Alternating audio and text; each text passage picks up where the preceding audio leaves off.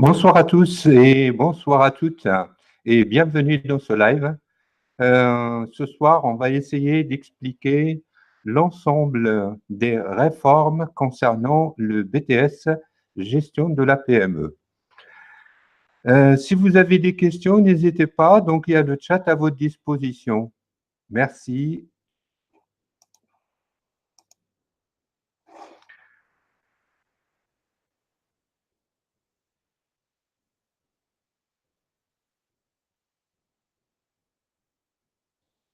Alors, le nouveau BTS, donc comme vous l'avez bien compris, l'ancien BTS assistant de gestion PME-PMI donc a été changé. Donc avec une refonte totale du programme, c'est ce qu'on verra donc au fur et à mesure, hein. Concernant les compétences qui vont être développées dans ce nouveau BTS gestion de la PME, la gestion de la relation avec la clientèle, gestion, pareil, de la relation avec les fournisseurs, gestion et développement des ressources humaines. Donc là, c'est une nouveauté par rapport à l'ancien BTS, hein. Organisation et planification des activités, la gestion des ressources, donc et mobilisation financière, information. Là aussi, c'est une nouveauté. Pérennisation de l'entreprise, gestion des risques informatiques, santé, sécurité financière et environnementaux. Donc ça aussi, c'est une nouveauté par rapport à l'ancien BTS. Communication globale, donc interne et externe. Le BTS assistant de gestion, donc PME-PMI, il devient actuellement BTS gestion de la PME. Alors, vous avez remarqué, hein, donc c'est le premier changement, c'est l'intitulé de ce BTS. Le deuxième changement, c'est l'adoption d'un nouveau programme. Donc, on a un nouveau programme qui s'appelle Culture économique, juridique et managériale. Donc, l'abréviation, c'est CEJM. Troisième changement, c'est l'utilisation et l'intégration des nouvelles technologies dans les compétences professionnelles. Donc, là aussi, c'est une nouveauté par rapport à l'ancien BTS. Et enfin, on va découvrir donc ce nouveau BTS sous forme de bloc de compétences. Alors, ma première question, qu'est-ce qu'un bloc? Un bloc de compétences est un ensemble, si vous voulez, c'est un ensemble cohérent d'activités professionnelles connexes. Donc, ces blocs, par rapport à ce nouveau BTS de gestion de la PME, on va trouver en premier, donc le premier bloc, hein, gérer la relation avec les clients et les fournisseurs de la PME. Le deuxième, participer à la gestion des risques de la PME. Le troisième, gérer le personnel et contribuer à la GRH, c'est-à-dire la gestion des ressources humaines. Soutenir le fonctionnement et le développement de la PME. Alors, ces blocs, bien sûr, vous allez avoir souvent, donc je vais parler de D1 et D2, donc ça c'est les deux principaux sur lesquels vous allez travailler notamment pendant le stage en entreprise. J'aurai l'occasion de vous en parler tout à l'heure. Alors, comme je viens de vous expliquer les quatre blocs, ils sont liés. Donc, on a l'économie, droit et management, et de l'autre côté, en communication interne et externe de la PME, qui va nous permettre de, si vous voulez, dialoguer avec les quatre blocs que vous avez déjà vus tout à l'heure et qui sont présents. Je les répète encore une deuxième fois. En D1, on aura géré la relation avec les clients et les fournisseurs de la PME.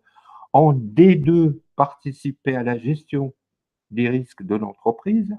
En D3, gérer le personnel et contribuer à la gestion des ressources humaines. Et en D4, soutenir le fonctionnement et le développement de la PME. Maintenant, on va rentrer avec un peu plus de détails sur chaque élément, c'est-à-dire chaque bloc. Alors, si je prends la relation client-fournisseur, bah, qu'est-ce qu'on va trouver comme relation? Donc là, on va, dans un premier temps, développer les activités. Donc, il y en a 6.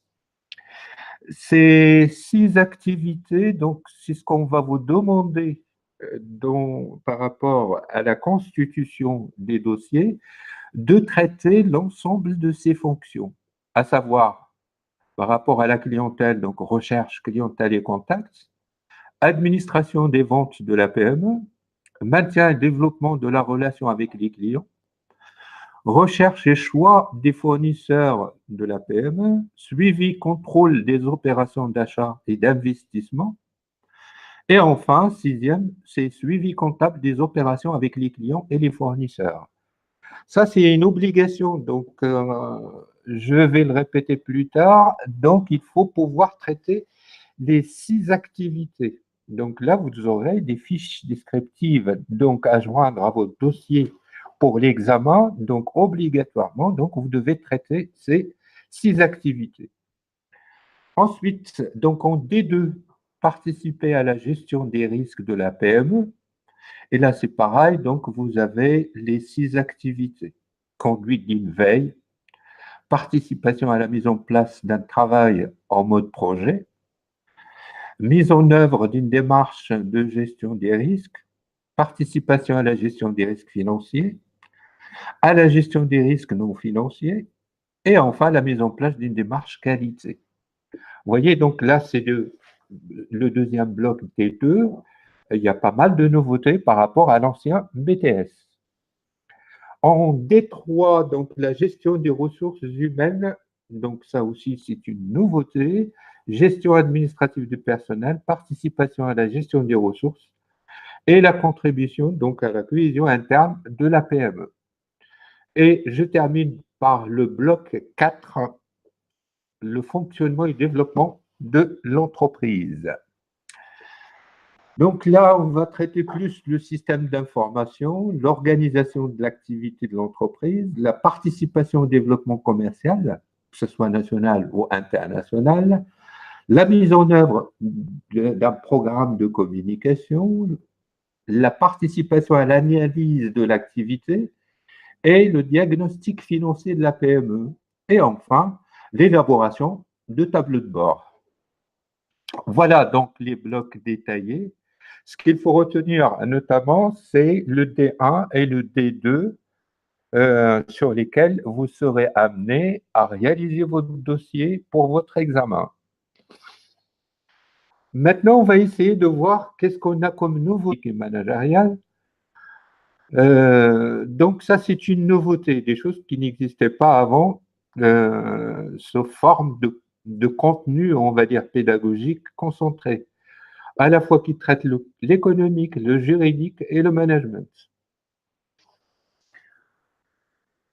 Le programme, donc, concernant le CEJM, donc, permet de mobiliser les compétences économiques, juridiques, managériales nécessaires à la réalisation des objectifs et des activités de l'entreprise. Donc, il faut intégrer aussi les dimensions économiques, dont les compétences professionnelles liées à la spécialité, à la spécificité, la spécialité de ce BTS, gestion de la PME. Alors, on va aborder donc les 6 thèmes proposés. Donc, ils sont structurés par l'étude de questions clés, chacune étant associée de façon privilégiée à un centre disciplinaire donné et à des compétences ciblées. Alors, ces fameux thèmes, donc les 6 thèmes, je vais vous les présenter. L'intégration de l'entreprise dans son environnement, la régulation de l'activité économique, l'organisation de l'activité de l'entreprise, l'impact des numériques sur la vie de l'entreprise, les mutations du travail, les choix stratégiques de l'entreprise. Donc, ce programme, elle prend appui, bien sûr, sur des situations professionnelles que vous allez rencontrer en entreprise pendant les stages et sur des ressources éventuellement documentaires de nature économique. On peut avoir quelques exemples, donc des données, des tables statistiques, des articles de nature économique. Ça peut être aussi juridique, des contrats, des textes législatifs, réglementaires, des décisions de justice. En termes de management, donc, on aura aussi des études de situation concrètes d'entreprise, articles relatifs à des entreprises bien précises. Là, je vais vous donner un autre exemple. Comment les contrats sécurisent-ils les relations entre l'entreprise et ses partenaires? Donc là, c'est spécificité, contingence de la PME. Donc là, si je prends compétence, la première compétence, gérer les relations avec les clients et les fournisseurs, donc c'est ce que j'appelle D1. Donc là, marché public, appel d'offres, ça peut être aussi les contrats, un contrat commercial ou contrat lié aux procédures de l'appel d'offres. En B2, donc c'est rôle de l'organisation de certification, type norme, démarche éventuellement de certification. Et si je prends le dernier bloc, donc là, c'est veille juridique commerciale et quels sont les indicateurs de performance concernant l'entreprise. Maintenant, on va passer au chapitre communication. Donc, vous avez la communication interne écrite, la communication orale et la communication externe. Donc là, je vais reprendre toujours mes fameux blocs, si vous vous rappelez. Donc, je vous ai dit qu'il existe 4 blocs. Là, je vais les reprendre. Et vous voyez, donc, en termes de communication, les 4 blocs, ils sont liés. Gérer la relation avec les clients et fournisseurs, évidemment, on a de la communication. Participer à la gestion des risques de l'entreprise, on va avoir aussi de la communication. Gérer le personnel et contribuer à la gestion des ressources humaines, on a aussi de la communication. Et enfin, soutenir le fonctionnement et le développement d'une entreprise, bien sûr, il y a toujours de la communication. Voilà concernant les nouveautés en matière pédagogique sur le programme BTS Gestion de l'entreprise. Maintenant, pour ceux qui viennent de s'inscrire en première année cette année, donc septembre 2018, ils passeront, donc ils vont être les premiers étudiants à être diplômés, mais au printemps 2020.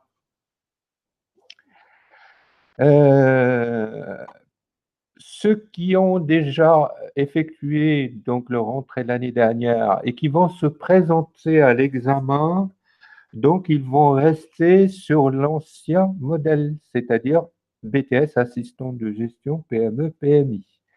Donc ils vont passer l'examen en juin 2019 avec le référentiel précédent. Le nouveau référentiel concernant le BTS gestion de la PME ne sera appliqué qu'au printemps 2020. Je répète, les examens concernant le BTS gestion de la PME ne sera appliqué qu'à partir de 2020. Ceux qui étaient déjà inscrits et qui vont passer leur examen en 2019, ils vont être toujours sur l'ancien référentiel du BTS assistant de gestion PME-PMI. Je rappelle autre chose, donc les inscriptions, vous allez être informé par l'école, bien sûr. Donc l'école va vous informer par rapport aux dates pour les inscriptions à l'examen. À titre d'exemple, je vous donne pour l'Académie de Lyon, donc les ouvertures pour les inscriptions à l'examen, ils vont commencer à partir du 15 octobre. Et ça se termine, donc les inscriptions seront fermées à partir du 14 novembre à 17h. De toute façon, l'école vous enverra donc un mail avec les dates vous concernant. Maintenant, on va passer à la deuxième partie de ce live. Donc, c'est le stage en milieu professionnel. Bien sûr, donc un stage est obligatoire. Le stage donc va vous permettre à la fois de préparer des fiches descriptives, hein, et de faire un rapport d'activité de 12 pages. Donc l'objectif à titre personnel pour vous, donc c'est de découvrir l'environnement professionnel, découvrir une entreprise et son domaine d'activité, et aussi c'est important, hein, donc apprendre à s'insérer dans le monde professionnel. Donc c'est une expérience, on va dire en réel, qui va vous permettre de tester vos compétences par rapport à une entreprise. Le stage en totalité, c'est-à-dire sur la première année et la deuxième année, donc la totalité des stages est de 12 semaines. Donc on vous conseille déjà la première année d'effectuer 6 semaines d'affilée. Donc le premier stage, il va être en relation avec le bloc D1, c'est-à-dire gérer la relation avec les clients et les fournisseurs. De préférence, de trouver un stage pour le mois de mai ou le mois de juin, ou éventuellement à cheval entre les deux. Donc, essayez de trouver donc un stage pour la première année avec ces dates. La deuxième année, donc, il est conseillé de trouver donc un stage mois de février ou le mois de mars, ou éventuellement à cheval entre les deux. Le deuxième stage, donc là, ça va être le bloc D2, c'est-à-dire participer à la gestion des risques de la PME. Là, pareil, donc là, vous aurez un dossier à réaliser, minimum de 12 pages. Donc, vous avez le choix, hein, et la possibilité soit de faire la première année, deuxième année dans la même entreprise, comme vous avez la possibilité éventuellement de choisir une deuxième et de changer d'entreprise. Pourquoi pas? Alors, le stage donc, va vous permettre donc, de découvrir le côté professionnel de l'entreprise, c'est-à-dire des situations réelles, la réalisation des activités professionnelles, notamment dans les domaines D1, D2. Alors, je répète, D1, relations clients, D2, gestion des risques. L'analyse des situations de communication, donc écrites ou orales, interne ou externe associé au domaine D1 et D2.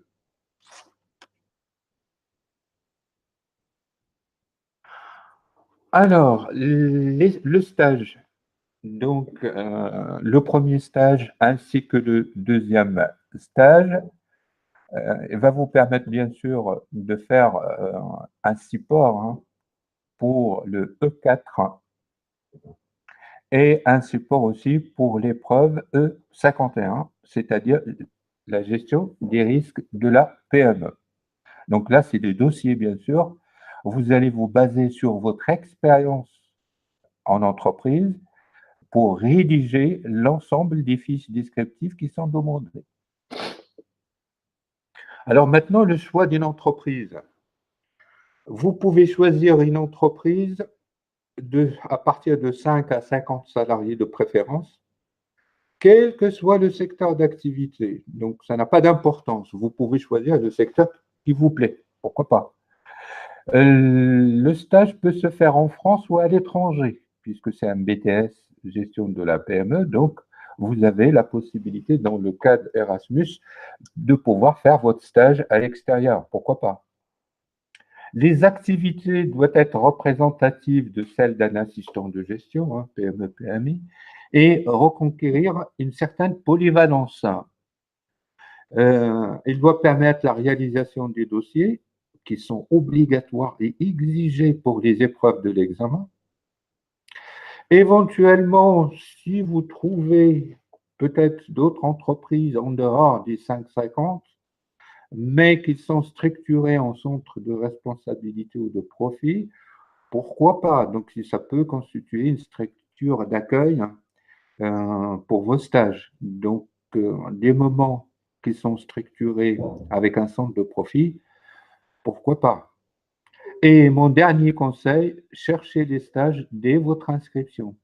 N'attendez pas la dernière minute pour aller trouver une entreprise. Maintenant, sur l'épreuve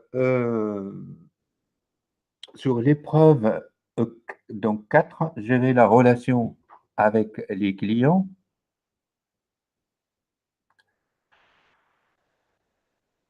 La situation effectuée au milieu professionnel, donc c'est le stage 1. Les situations professionnelles doivent couvrir les 6 activités, ce que je vous ai expliqué dès le début. Et enfin, les supports des situations professionnelles faisant l'objet des fiches réalisées.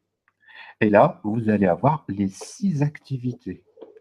Parmi les activités, recherche de clientèle et de contact, administration des ventes de la PME, maintien et développement de la relation avec les clients de la PME, recherche et choix des fournisseurs, suivi des opérations d'achat d'investissement de la PME, suivi comptable des opérations avec les clients et les fournisseurs de la PME.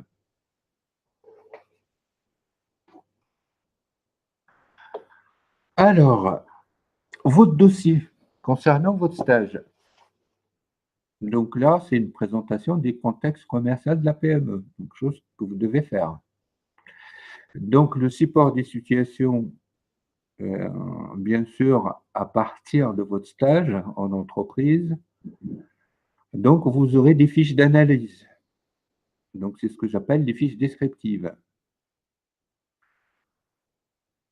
Donc, 2 issues du stage couvrant au moins 3 activités différentes.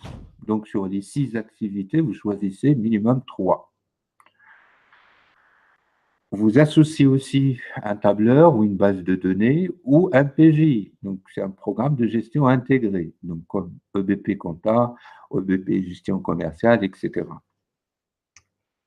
Au moins 2 fiches d'analyse de situation professionnelle, 3 activités différentes.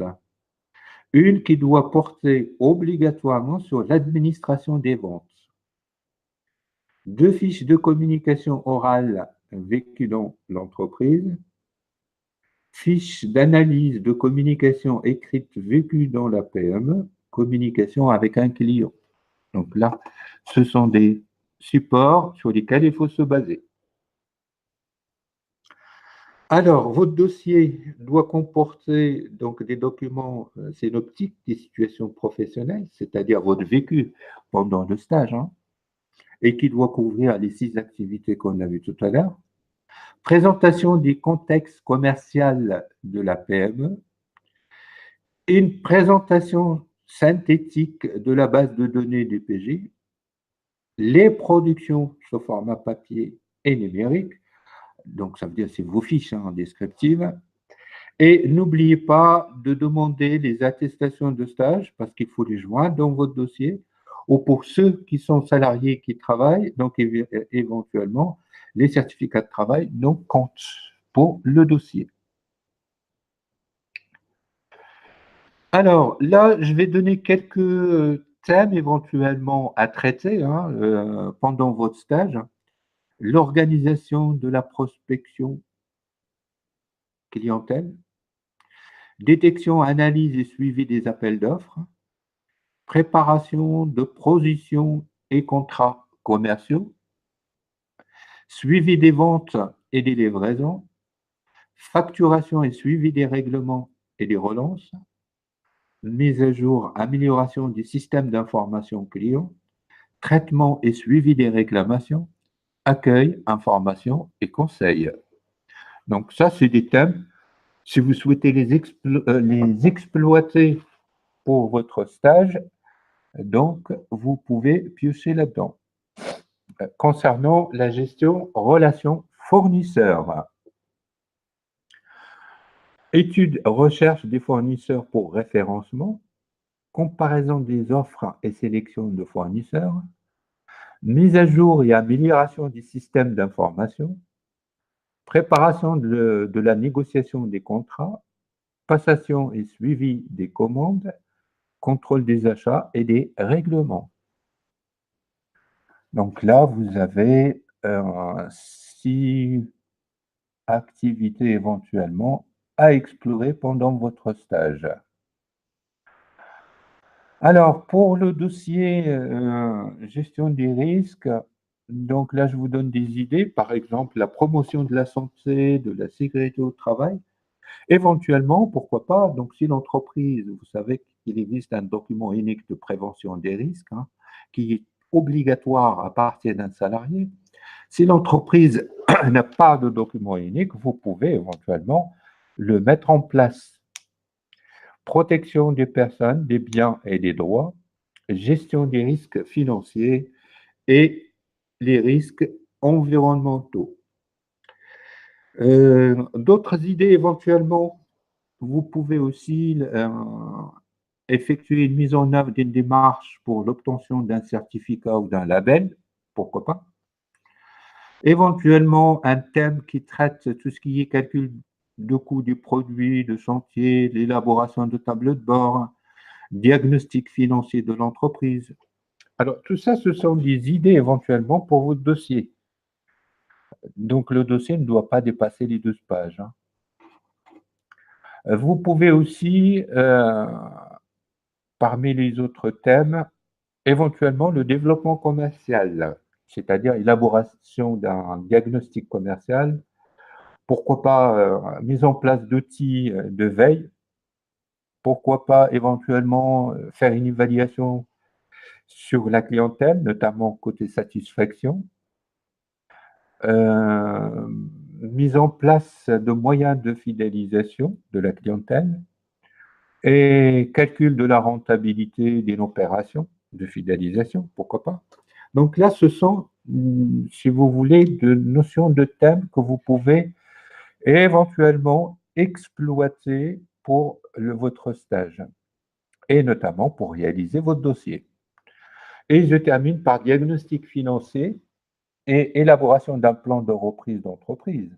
Ça aussi, c'est un thème que vous pouvez exploiter. Alors, pour sous-épreuve E51, l'épreuve s'appuie donc sur un dossier et un entretien. La durée est de 30 minutes. Ah, j'ai oublié de mettre les minutes, donc c'est 30 minutes. Alors, la Constitution, donc c'est ce que j'ai dit tout à l'heure, il y a 12 pages. Il faut présenter le contexte, c'est-à-dire l'activité de l'entreprise, l'analyse managériale éventuellement, l'évaluation globale concernant les risques et démarche qualité. Et enfin, donc, vous expliquez votre projet, c'est-à-dire améliorer la gestion d'un risque, l'intégration d'une veille éventuellement, et puis les réalisations effectuées. Donc, ça veut dire qu'est-ce que vous avez proposé à l'entreprise pendant votre deuxième stage. Donc là, il faut argumenter votre travail qui était réalisé donc au sein de l'entreprise. Pour ce live est terminé. Je regarde si vous avez des questions. Donc, n'hésitez pas, il y a le chat pour pouvoir répondre à vos questions.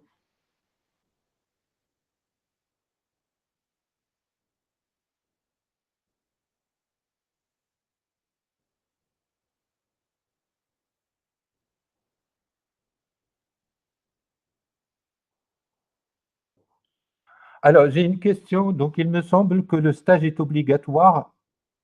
Et obligatoire, non. Alors, je rappelle que le stage est obligatoire. Donc, la première année, 6 semaines, la deuxième année, 6 semaines.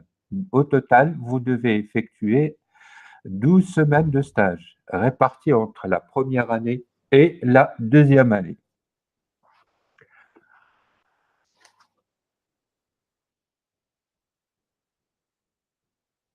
Alors, j'ai une question. Je passe des épreuves en 2018 et je vais en passer en 2019.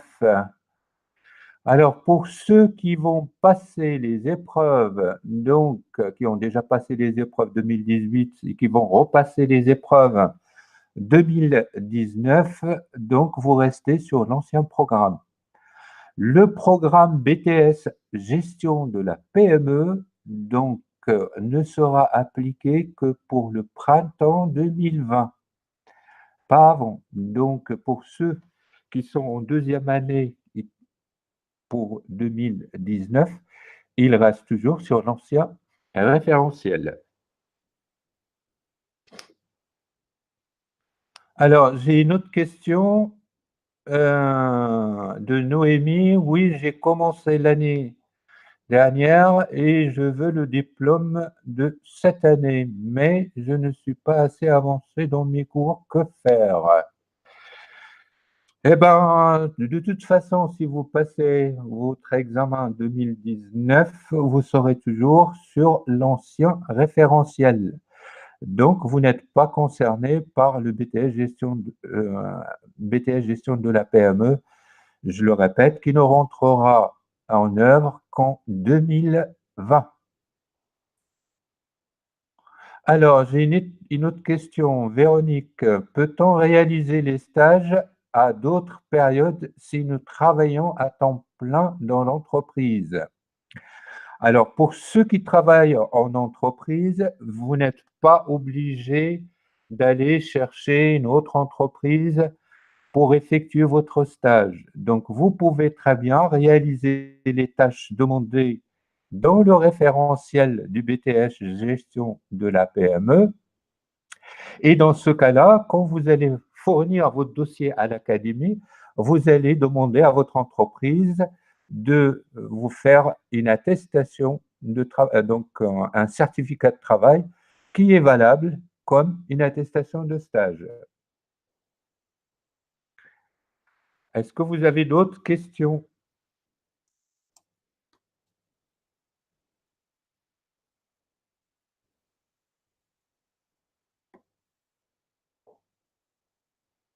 Alors, j'ai une question. Alors, si je ne fais pas le stage, est-ce que ça pose problème? Exactement. Donc, je répète, le stage est obligatoire. Donc, vous êtes obligé de faire le stage. Donc, ça, c'est la question de Virginie qui demande si elle ne fait pas le stage, si ça pose un souci. Oui, effectivement, c'est un gros problème. Donc, je vous conseille quand même vivement d'effectuer vos deux stages.